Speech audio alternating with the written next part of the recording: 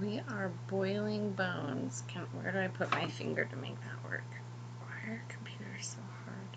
We're boiling bones. There's a whole bird in that cauldron. I think Mr. Blue asked me for homemade food, and I thought he said I want ground turkey flavor. So I bought the ground turkey, and I cooked the ground turkey.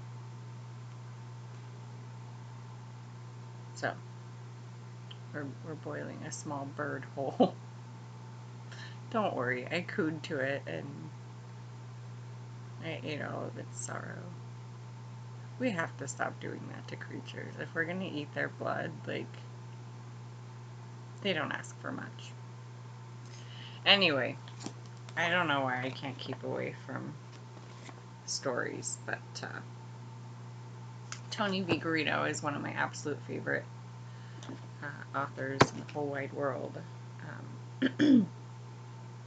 He's got a couple others out. This is actually the end of the trilogy so far. I would pee my pants right now if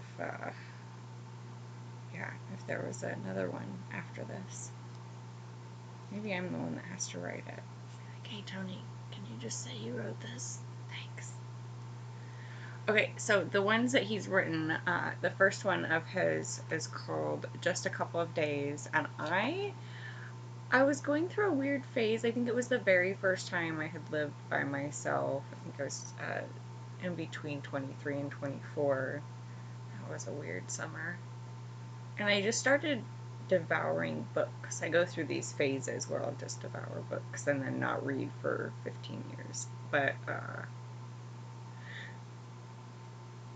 just popped this book off the shelf. It had a really neat looking cover. And then the one that I had grabbed around that same time, I can't remember what it was called, but it had to do with Vida beetles. Long story. Just a Couple of Days was his first one, and that one has to do with the dancing plague, and I think that was one of my first delicious history nuggets that clicked in my brain like a rainbow. And then 9 Kinds of Naked comes before this one, and it has a lot to do with tornadoes and day-glow orange frisbees.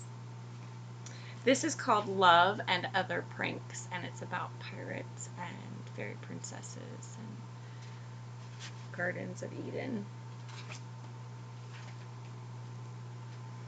Prologue. In the beginning, the first time Adam kissed Eve, she was brandishing a Granny Smith in her grin as if she had just bobbed it out of a cider barrel.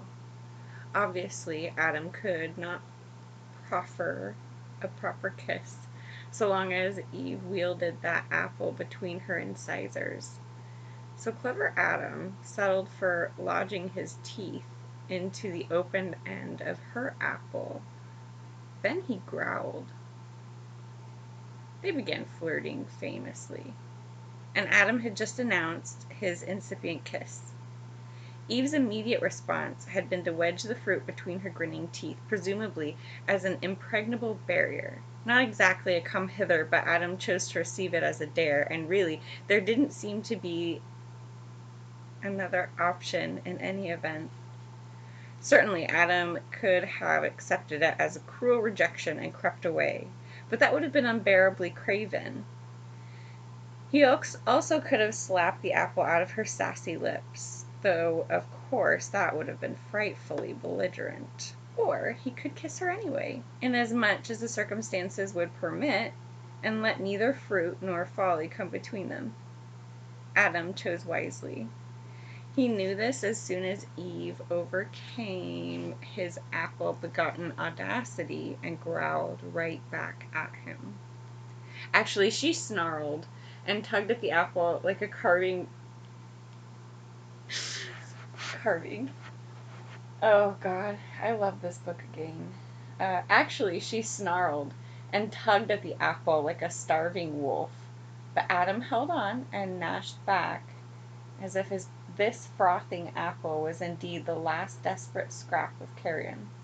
Immediately, Adam realized that Eve's apple grappling technique was impressive, twisting her head and yanking suddenly sideways in her fierce attempts to rip the apple from his teeth.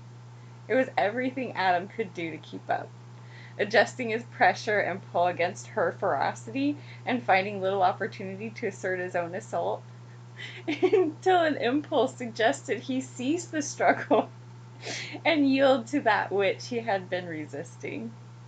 Thus informed, Adam pitched his face forward in instinctive jujitsu, slacking her yank and loosening her teeth just long enough to successfully tear the apple free.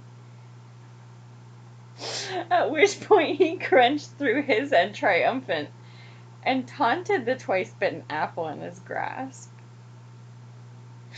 Defiant, Eve chewed her chunk of apple like it was a wad of chaw and a quick draw. Adam flashed his teeth and intimidated her in turn. They glared at each other, eyes aflame, until Adam tossed the fractured apple heavenward, their eyes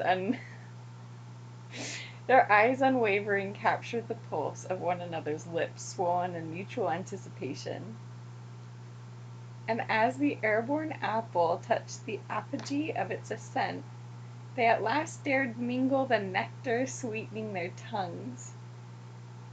Kissing their way into one another's hearts, he sucked her upper lip, and she nibbled his lower as the apple bonked off both their skulls.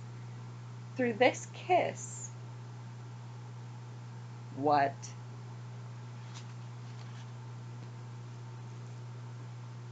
I'm not going to read that. Okay. It's just too sweet. Okay, so he sucked her upper lip, and she nibbled his lower as the apple bonked off both their skulls, though this kiss would not be dissuaded. If their eyes had yet been open, they might have spied an angel and a devil toasting their kiss, eyes wild with mischief, as if they had just lit a strip of firecrackers in a hen house. If only it had been so pointless a prank.